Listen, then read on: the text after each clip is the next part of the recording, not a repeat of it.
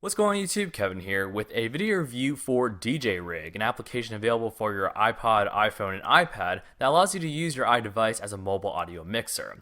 Before I begin this review, I'd like to thank Star Ackerman and the whole crew out there at IK Multimedia for letting me review this app free of charge. Go ahead and check out their website, guys. Link will be down below in the description as always. So when you first fire up the app, if you're someone like me who's never actually used the mixer before, it will look a little bit intimidating, but you can be glad that up here we have a quick start guide built right into the app. So if you're someone like me again who's never actually used the mixer, you will be able to go through this quick start guide, run through it, and read it all in detail, and you will be able to understand how to use this app. IK Multimedia has done a very good job in the past and also with this product in terms of their quick start guides, their tutorials, all their little pamphlets that let you know how to use their products, which is very good in my opinion, and they have obviously mastered that. So you will notice that the deck here is very symmetrical. You have every single control you need on this side, it's the same as it is on this side. And actually, because it is very much the same, I'm going to tilt my iPhone in the porch direction, which will reveal a view that allows you to deal with only one deck at a time. And this way, I actually really like this view mainly because it shows a lot more, a lot quicker. You can access a lot of the features easier in my opinion, and it just looks a lot nicer. So you will notice, we'll just start from the top here. There's a load button. This is how you load the songs onto the deck and how you get them to actually play. Nothing too special there, so we're going to close out of that. Here on the left you have A and B. This indicates which deck you're using, deck A or deck B. Each one has its own different settings and whatnot. You have an audio waveform here to tell you like how far you are through the song in different wave patterns, so you know when the loud parts are, when the quiet parts are. And here, these 6 buttons are the pretty important ones. These are the ones that help you do pretty much everything in terms of the mixing, minus the crossfader, but we'll get to that in a minute. You have EQ here, which is pretty standard EQ. Instead of a physical knob, though, you just press and then you pull down to reduce that particular part of the EQ and then bring it back up. So I just pulled the lows down, pulled them back up. There's a small X next to each one of these, so you can close them out. Info is next. Pretty simple. It just shows the title of the song, the duration, the album, and so on and so forth. The pads, this part is pretty much just a bunch of different sound effects that you can kind of throw into your song. Personally, my favorite is trance in or trance out. I don't know, but that's just something you can kind of throw into the middle of your mix in case you think that sounds appropriate at that time or what have you. So that's just a sample of many, parts of the pad that they have. Effects. You have 6 standard effects. You have low pass, band pass, high pass, delay, stutter, and phaser, And these really only work when there's actually sound playing. So I'm going to have to play a song for you guys, although I'm not really going to try and mix it all too much. But maybe you'll hear some things and how they work. So we're going to play this song.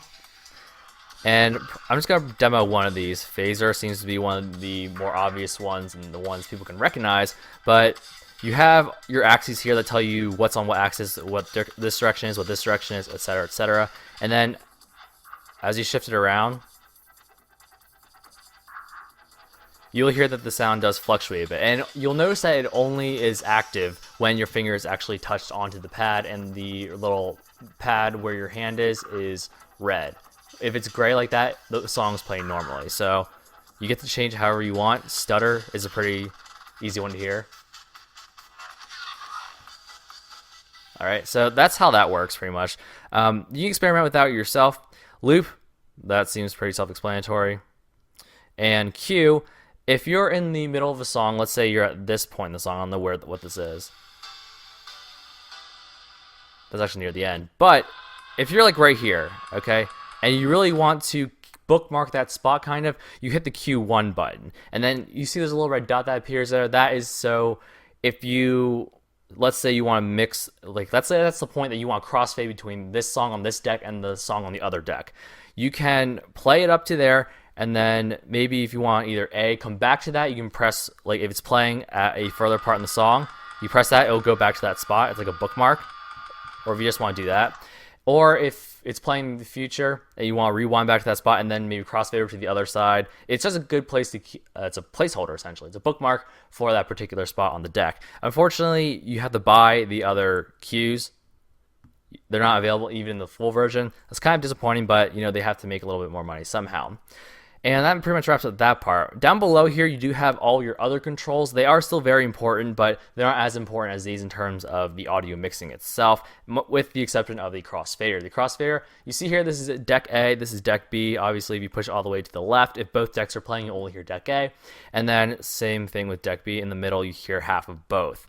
Now, over here, you have beats per minute. This will always be here. As far as I'm concerned, I'm pretty sure you can't change that. But if you're playing this song and you pull this down, the beats per minute will drop, obviously. And then you pull higher, you hear it changes a little bit.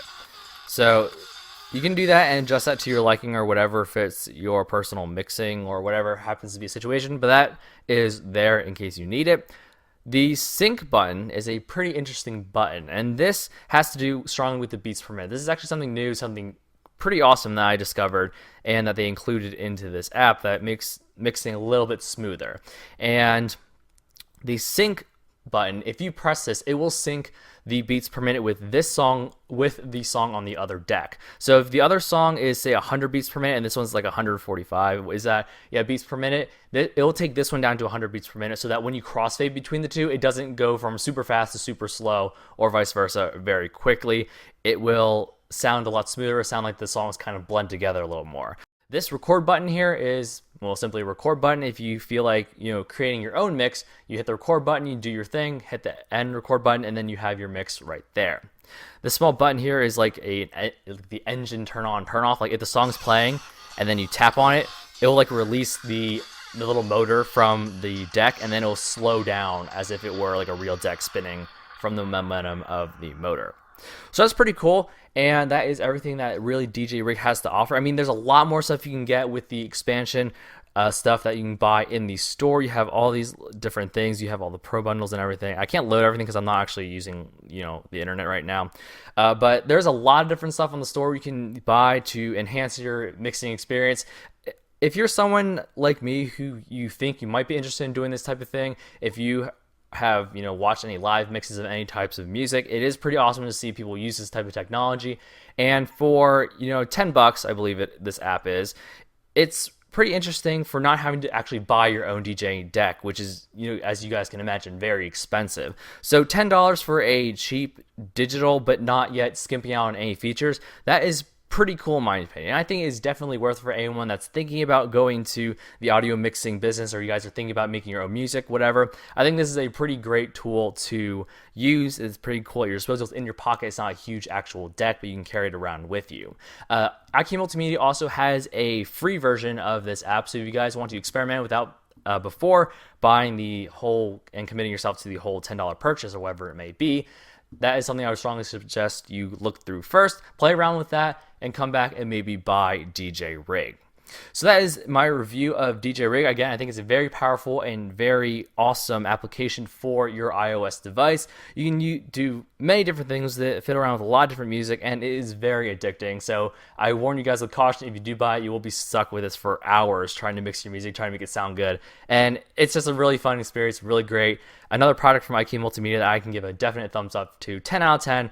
Very awesome and very great. So nothing but good things to say about this. Even for me, someone who, again, has never mixed before in his life, if you take this app, play around with it for maybe a few hours, you will feel good. It'll feel awesome. It'll just be a really good experience. So again, I would strongly suggest anyone to try this out, at least try the free version out, and if you like it, commit to buying the full version of the app. A lot of great stuff to say about this, and I really do like this app. So thanks for watching, guys. This has been the video review for DJ Rig. Again, I want to thank Star Ackerman and the whole crew out there at iKey Multimedia for allowing me to review this app free of charge. Go ahead and check out their website, guys. Link will be down below in the video description as always. So thanks for watching, and I'll see you guys in the next video review.